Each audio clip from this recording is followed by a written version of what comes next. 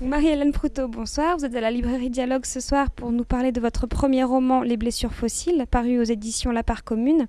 Alors pouvez-vous nous dire, qu'est-ce qui vous a conduit à l'écriture de ce roman ? Bonsoir.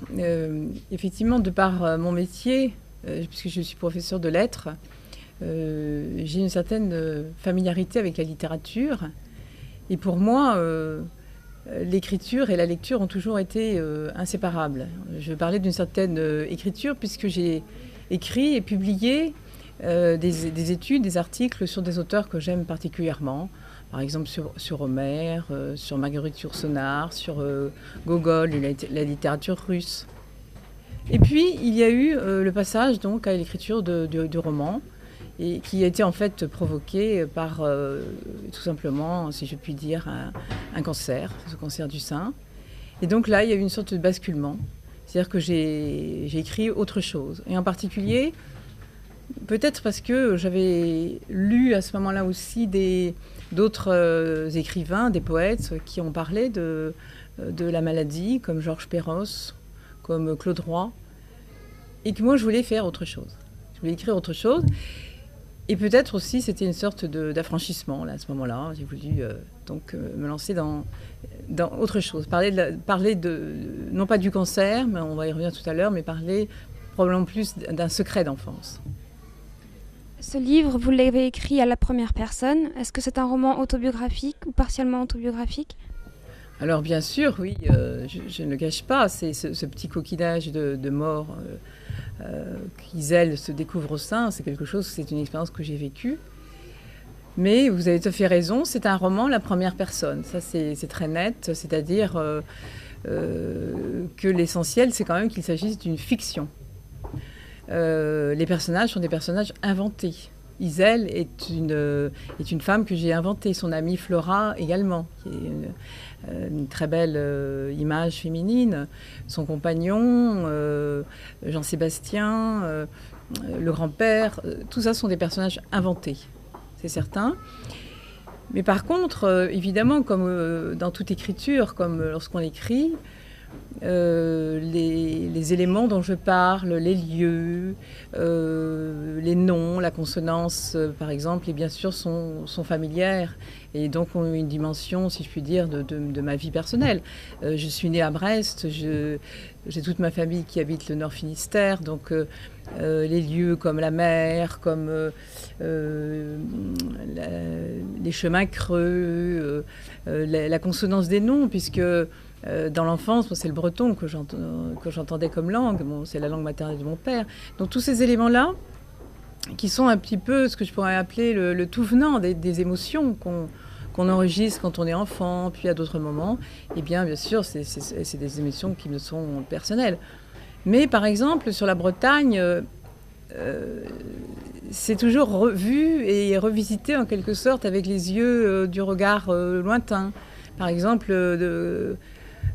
qu'un écrivain de Brest comme Victor Ségalen appellerait les yeux de l'exode, c'est-à-dire moi je me souviens d'avoir vu enfant les goémoniers travailler sur la côte ici, et je les revois aussi, je les transcris dans le roman à travers le tableau de Gauguin qui s'appelle Les Ramasseurs de Varech.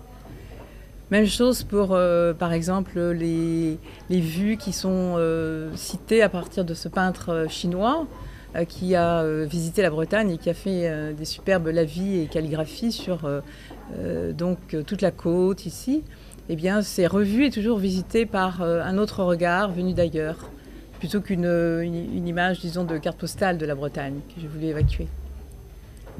Alors, on distingue presque deux parties dans ce roman qui finalement sont plutôt parallèles. Il y a cette partie-là où Iselle nous parle de sa maladie, de ce cancer qui est donc une tumeur, et une autre partie où c'est une autre forme de cancer qui est un secret de famille et qui ronge tout autant Iselle. Était-ce une volonté de votre part de dresser ce parallèle entre ces deux parties ou... Quel était votre but à ce Oui, niveau-là? c'est en cela, je pense que j'ai cherché à faire quelque chose un petit peu qui soit surtout pas un roman centré sur la maladie. La maladie est là, bien sûr, mais d'abord j'ai cherché à faire qu'elle soit, disons, la plus évoquée de manière la moins réaliste possible. C'est souvent à travers des rêveries, de la poésie, des songes qui reviennent. Et surtout, effectivement, le cancer est une sorte de métaphore d'un secret d'enfance. C'est-à-dire que la maladie, elle est seconde, elle n'est qu'un prétexte en quelque sorte, parce qu'elle provoque un certain état d'esprit, elle fragilise. Et à ce moment-là, donc, Iselle, le personnage principal, va se retrouver assaillie par ce flot d'images qui est beaucoup plus important. Elle a des absences, elle a une certaine phobie du sang, du rouge. Et à l'occasion de cette maladie, elle va se demander, mais pourquoi ? Et à partir de là, il va y avoir toute une sorte de cheminement intime. Elle est un peu une sorte de détective intime, finalement, qui fait qu'elle va partir à la recherche, enfin plutôt elle va être mise aussi par le hasard, par le retour au pays de ce médecin qui est parti travailler au Canada. Donc il y a tout un cheminement qui va l'amener à découvrir, en fait, finalement, que son cancer, c'est pas tellement ce cancer physique, cet amas de cellules malignes, mais c'est probablement quelque chose qui s'est enquisté. Donc c'est la métaphore du titre, les blessures fossiles, c'est-à-dire quelque chose qui c'est quelque chose d'un peu mort, parce que dans le fossile, il y a l'idée de mort, et qu'il va lui falloir découvrir au bout d'un tout un cheminement, finalement. Et je crois d'ailleurs que cette dimension de poésie, finalement, qui est aussi présente, en tout cas que j'ai cherché à transcrire, elle a été ressentie par mon éditeur Yves Landrin, puisque le titre lui a d'emblée plu.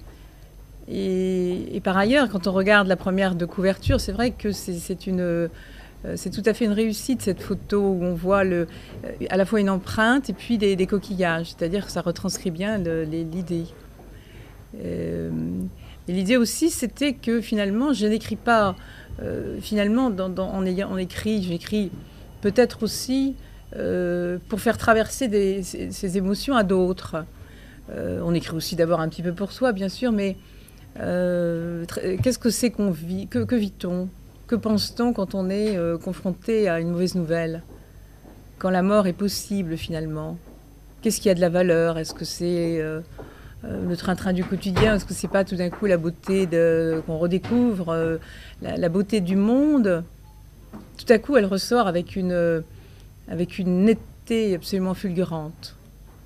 Et ça, j'ai essayé de le transcrire, et peut-être est-ce que j'ai été aidée en cela d'ailleurs par une expérience assez marquante que j'ai connue dans les années 70 au moment du vote de la loi Veil, puisqu'il est question bien sûr implicitement de l'avortement dans ce roman. Ce sont des groupes de parole où des femmes se retrouvaient, des groupes de parole féministes, où tout à coup des femmes découvraient que ce qu'elles vivaient, ce qu'elles pensaient, ce qu'elles sentaient, d'autres qu'elles le vivaient également.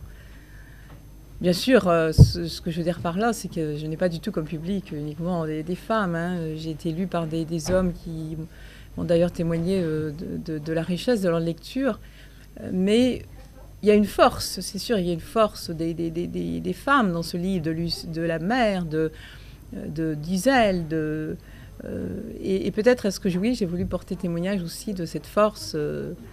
Et finalement, le jeu, qui est un jeu romanesque, hein, et non pas un jeu autobiographique, eh bien, c'est aussi ce dans quoi tout le monde peut se glisser, nous tous. Parce que finalement, c'est pas non plus seulement la maladie qui peut provoquer ce type je pense, ça pourrait être aussi tout simplement un accident, la mort de proches subitement.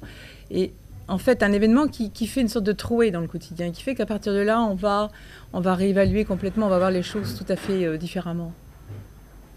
Et en particulier la beauté du monde, puisque je termine sur « Il y aura encore des jours qui seront un appel à la beauté du monde ». C'est vrai que c'est un livre qui finit sur une note très optimiste. Oui, c'est un livre, j'insiste, je crois, qui est un livre qui va d'un état un petit peu de confusion à une renaissance. C'est très net, puisque le printemps du dernier chapitre est un printemps en même temps symbolique. Elle renaît, cette Iselle, comme d'ailleurs dans la légende dit, elle dit « la malédiction, un jour, elle s'arrête ». Marie-Hélène Proutot, merci beaucoup et à bientôt. Merci.